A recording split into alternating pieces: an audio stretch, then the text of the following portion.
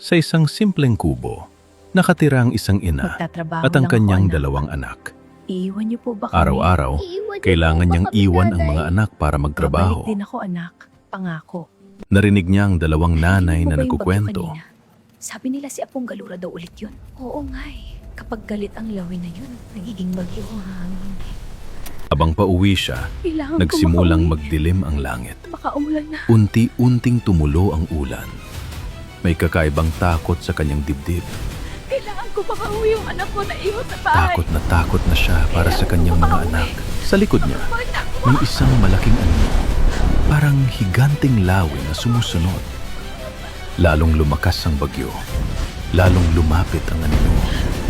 Parang hinahabol siya ni Apong Galura. Halos nakarating na siya sa kubo. Pero nasa likod niya na ang higanting lawin. Ang hangin ay parang galit na galit. Sa harap ng kubo, Gawin mo sa akin ang humarap gusto mo, siya pero kay huwag Apong mo Galura. kailangan. Ako na lang ang Isa kang mabuting nanay. Hindi kita parusa.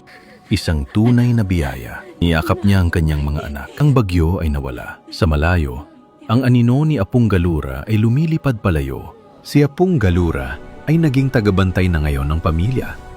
Hindi na sila mag-iisa sa mga pagsubok. Pero ano pa kaya ang susunod na kahaharapin ng kanilang pamilya? Abangan.